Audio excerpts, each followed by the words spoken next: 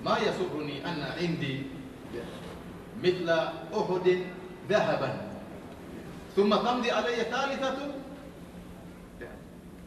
Kata Nabi SAW, saya tidak menyenangkan diriku kalau saya punya emas sebesar gunung Uhud. Kemudian lewat 3 hari dan masih tersisa emas. Ila dinarun arsuduhu lidain. Kata Nabi SAW, kecuali mungkin hanya sedikit yang aku siapkan untuk bayar hutang. Artinya Rasulullah SAW mengatakan, kalau saya punya emas sebesar gunung Uhud, saya akan sedekahkan.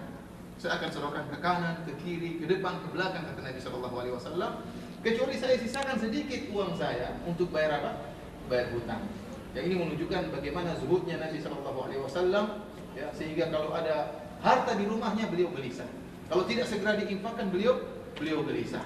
Ya, kecuali hanya untuk bayar hutang. Dan kita tahu bagaimana Nabi SAW hidup dalam keadaan pas-pasan.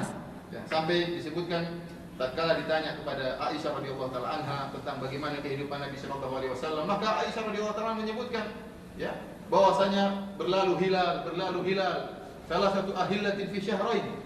2 bulan, 3 hilal muncul dalam 2 bulan, tidak ada api yang dinyalakan di rumah Rasulullah sallallahu alaihi wasallam.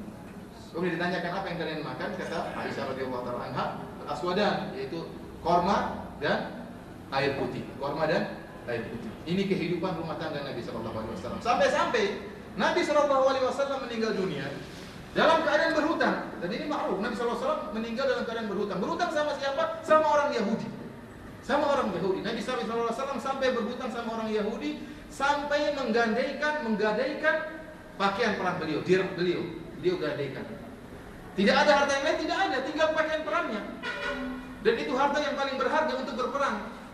Bagaimana kita kemudian menghutang, kita gadaikan senjata kita gadaikan pakaian perang kita gadaikan tameng kita gadaikan pedang kita. Namun Nabi SAW tidak memiliki harta, sehingga dia terpaksa harus menggadaikan baju perang beliau kepada seorang Yahudi. Buat apa? Hanya sekedar untuk membeli gandum. Nabi SAW berhutang untuk membeli gandum, untuk bisa memberi makan kepada apa? Istri-istrinya. Tidak seperti kita, Masya Allah, hutang sana sini untuk berapa? Untuk poligami. Nabi SAW enggak, Nabi SAW enggak. Harus semangat poligami. Tadi ada yang minta topiknya tentang poligami lagi. Saya bilang kalau mau semangat harus dipraktekkan. Kalau hanya ngomong-ngomong tidak akan pernah semangat. Oleh karena lihat bagaimana Nabi SAW, ya, kehidupan beliau yang sangat sederhana. Dia mengajarkan kepada kita tentang bagaimana kehidupan Nabi kita SAW. Itulah, ya, beberapa hadis yang disebutkan dalam kutubul hadis, dalam kitab-kitab hadis tentang Jabal Uhud. Oleh karenanya Jabal Uhud adalah gunung yang penuh sejarah dan pernah terjadi peristiwa perang Uhud di Jabal tersebut. Kemudian alhamdulillah di kota Madinah masih ada tempat-tempat yang berfadilah seperti Masjid apa? Masjid Quba. Barang siapa man tatahhara fi baitihi, barang siapa yang bersuci di rumahnya kemudian berjalan ke Quba salat 2 rakaat, maka dia akan mendapatkan pahala umrah, ya. Pahala umrah. Jangan lupa usahakan untuk bersuci di rumah atau di hotel kemudian berangkat ke Quba. Kemudian di antaranya jangan lupakan juga raudhah. Kata Nabi SAW, ma baina mimbari wa baiti raudhatun min riyadil jannah. Bahwasanya apa yang di antara rumahku dan mimbarku ada taman dari taman-taman surga. Yang para ulama khilaf apa maksud Nabi SAW dengan taman-taman surga ini. Ada yang mengatakan bahwasanya raudhah ini nanti akan dipindahkan oleh Allah, diangkat ke surga. Karena Nabi mengatakan adalah taman surga, dan mengambil zahir hadis ini, taman tersebut akan diangkat ke surga. Tentunya, ya, kalau antum pernah sujud di situ, antum pernah beribadah di situ, ya, tentunya akan tercatat di sisi Allah Subhanahu wa taala bahwasanya antum pernah beribadah di mana? Di raudhah yang kelak akan diangkat di surga. Pendapat yang kedua mengatakan maksud Nabi SAW dengan taman surga artinya adalah tempat yang paling mulia yang ada di Masjid Nabawi. Ibadah apapun di raudhah maka lebih mulia daripada di selain raudhah, kecuali salat 5 waktu yang paling utama adalah saf terdepan. Akan tetapi selain itu maka ibadah yang terbaik adalah di raudhah, baik baca Quran maupun berdoa maupun salat, apa saja terbaik adalah di raudhah, karena Nabi SAW mengatakan dengan raudhatun min riyadil jannah. Ikhwani fillah, azanillahu wa iyyakum, perkara yang dirahmati Allah Subhanahu wa taala. Itu tadi sedikit tentang Jabal Uhud dan beberapa situs-situs sejarah yang ada di kota Madinah. Saya tidak tahu, kita selesai dulu atau mau lanjutkan lagi? Lanjutkan. Tapi saya mau angkat topik yang lain. Tidak jadi masalah? Nanti bismillah. Yang saya angkat yang baru saja saya tulis di website saya tentang kisah sebuah kalung yang mengingatkan Nabi Shallallahu Alaihi Wasallam kepada cinta pertamanya. Jadi kita sebuah kalung yang mengingatkan Nabi Shallallahu Alaihi Wasallam kepada cinta pertama. Bagaimana kisah kalung tersebut? Rekan-rekan yang dirahmati oleh Allah Subhanahu Wa Taala. Sebenarnya ini kajian kalau ada ibu-ibu lebih bagus ya. Ibu-ibu, tapi mudah-mudahan mereka nanti bisa melihat ya kasetnya atau siaran dunia. Kita tahu bahwasanya istri Nabi Shallallahu Alaihi Wasallam yang pertama adalah siapa? Khadijah. Dan Khadijah radhiyallahu taala anha menikah tatkala Nabi Shallallahu Alaihi Wasallam berumur 25 tahun.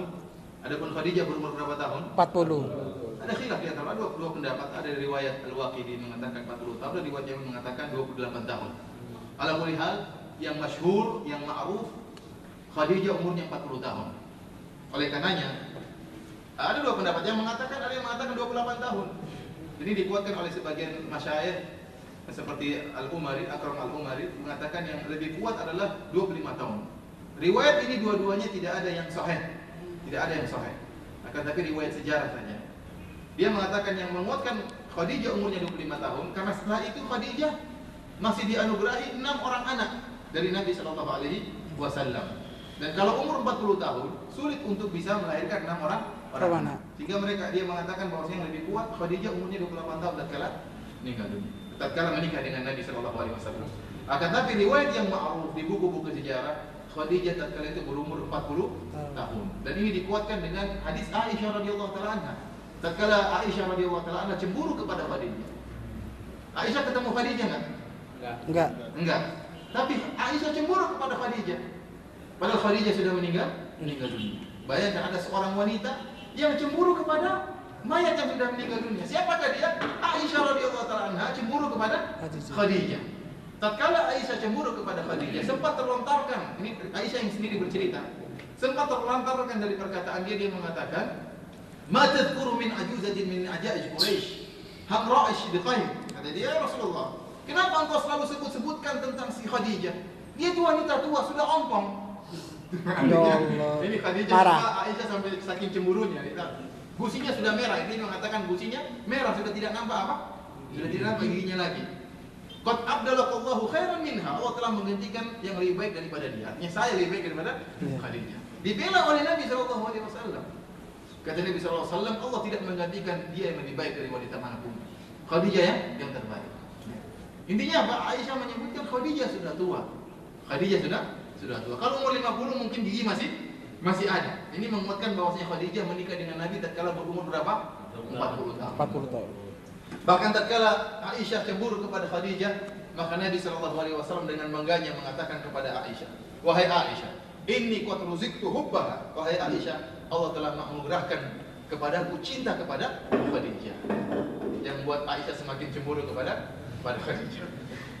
Ikhwani fillah azanillahu wa iyyakum. Inilah cinta pertama Nabi Shallallahu Alaihi Wasallam, Khadijah radhiyallahu taala anha, dan terlalu banyak sebab yang menjadikan Nabi Shallallahu Alaihi Wasallam sangat cinta kepada Khadijah. Cukuplah sebab yang pertama, yaitu Khadijah adalah cinta pertama Nabi Shallallahu Alaihi Wasallam. Dan kita tahu, ya, terus terang saja namanya cinta pertama sulit untuk dilupakan. Oleh karenanya seorang penyair berkata, "Nakil fuadaka haitsu syi'ta minal hawa, famal hubbu illa lil habibil awwali." Silahkan Anda memindahkan hati Anda kepada wanita siapa saja, akan tetapi cinta yang sejati adalah cinta yang pertama. Kam min manzilin ya'lafu fil ardi, kam manzilin fil ardi ya'lafuhul fata wa haninuhu abada li awwali manzili. Dan betapa banyak tempat yang pernah ditinggali oleh seorang pemuda, akan tapi kerinduannya senantiasa kepada tempat kelahirannya. Jadi barang siapa yang lahir di Madura, meskipun sudah di Jeddah di mana saja, ingin pulang mana? Madura.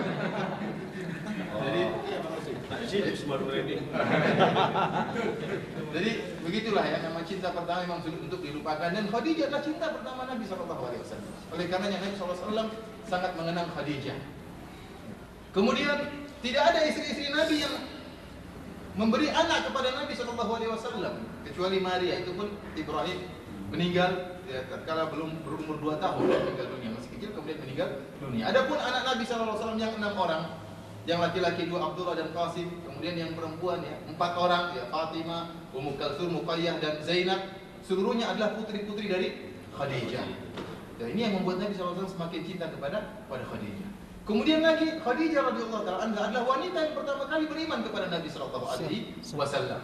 Tatkala kata Nabi sallallahu alaihi wasallam, tatkala Aisyah cemburu kepada Khadijah, kemudian mengatakan Allah telah menggantikan Khadijah dengan wanita yang lebih baik, maka Rasulullah SAW menyebutkan keutamaan Khadijah. Kata Rasulullah sallallahu alaihi wasallam, "Shaddaqatni hina kadzabatni nas." Khadijah radhiyallahu taala anha membenarkan aku tatkala orang-orang mendustakan aku. Wa amanat bi hina kafarat bihin nas. Dan Aisyah radhiyallahu dan Khadijah radhiyallahu taala anha beriman kepadaku tatkala manusia seluruhnya kafir kepadaku. Wasat bimalihi dan bimaliha, bahkan Khadijah radhiyallahu taala wasatni bimaliha, dia bantu aku dengan hartanya, sementara orang-orang tidak memberi bantuan kepadaku. Ini yang membuat Rasulullah SAW semakin cinta kepada Khadijah karena perjuangan Khadijah tatkala Nabi SAW di awal menyebarkan Islam.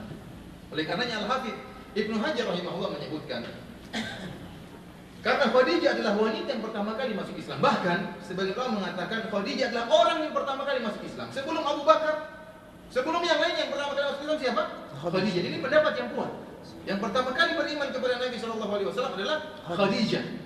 Oleh karenanya Al-Hafidz Ibnu Hajar mengatakan seluruh wanita, bahkan seluruh orang yang masuk Islam setelah Khadijah, seluruhnya pahalanya ngalir kepada siapa? Khadijah. Kenapa? Karena dia yang sunnatan hasanah. Dialah yang pertama kali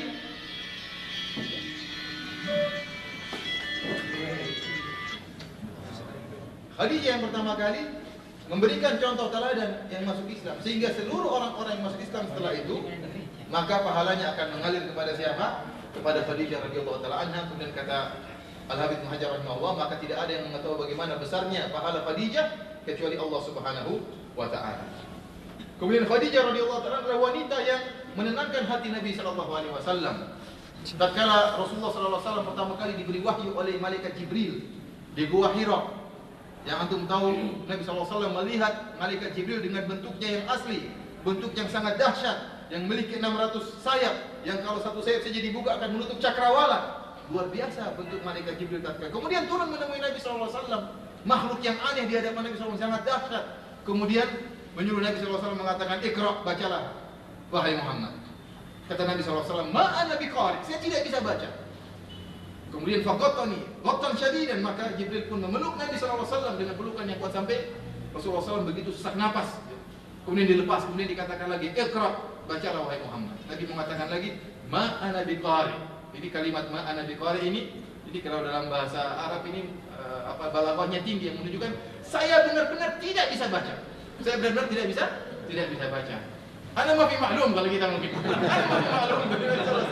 Ma fi arif. Ma fi arif. Anda jadi mana ma fi arif, tapi dia bilang enggak. Ma ana biqari. Saya tidak bisa baca sama sekali. Ana bodoh. Sampai akhirnya Jibril alaihissalam pun mengajarkan Iqra bismi rabbikal ladzi khalaq dan seterusnya. Setelah itu Nabi sallallahu alaihi wasallam pun ketakutan, lari kemudian menuju rumahnya bertemu Khadijah sambil berkata,